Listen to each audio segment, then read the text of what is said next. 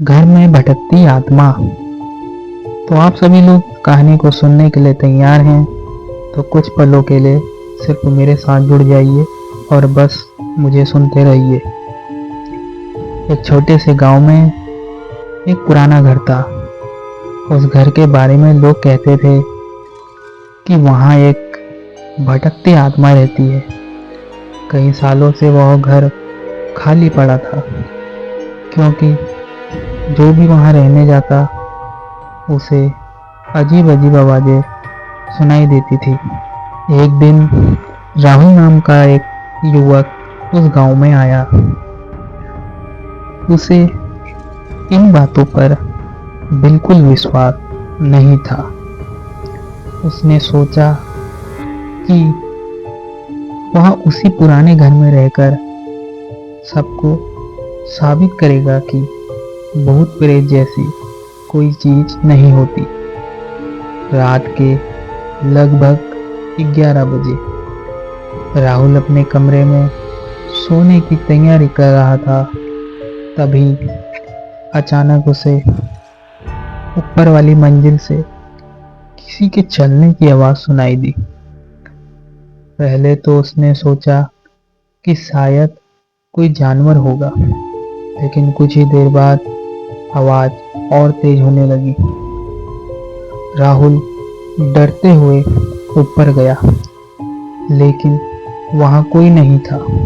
तभी अचानक एक खिड़की अपने आप खुल गई और ठंडी हवा का झोंका आया। राहुल के शरीर में सिहरन दौड़ गई।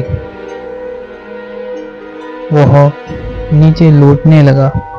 तभी उसने देखा कि दीवार पर लगी एक पुरानी तस्वीर अपने आप हिल रही है। तस्वीर में एक महिला दिखाई दे रही थी, जिसकी आंखें मानो राहुल को ही देख रही थी। राहुल बहुत घबरा गया, लेकिन उसने हिम्मत नहीं छोड़ी। उसने घर के बारे में गांव के बुजुर्गों से पूछताछ की। तब उसे पता चला कि कई साल पहले उस घर में एक महिला रहती थी, जिसकी अचानक मृत्यु हो गई थी।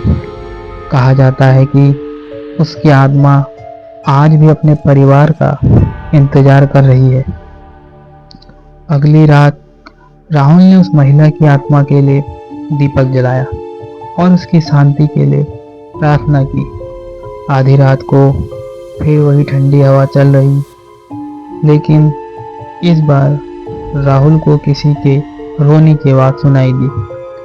कुछ देर बाद एक सफेद परछाई राहुल के सामने आई। उसने धीमी आवाज में कहा, मैं किसी को नुकसान नहीं पहुंचाना चाहती, मैं सिर्फ शांति चाहती। राहुल ने उसकी आत्मा के लिए प्रार्थना की और गांव वालों के साथ मिलकर पूजा करवाई। कहते हैं कि उसके बाद उस घर से कभी कोई अजीब आवाज नहीं आई, लेकिन गांव के लोग आज भी कहते हैं कि अमावस्या की रात उस पुराने घर की खिड़की में कभी कभी एक सफ़ेद परछाई दिखाई देती है। तो दोस्तों, अगर आपको यह डरावनी कहानी पसंद आई तो वीडियो को लाइक और चैनल को सब्सक्राइब करना मत भूलिए। अगली बार फिर मिलेंगे एक और रहस्यमयी कहानी के साथ।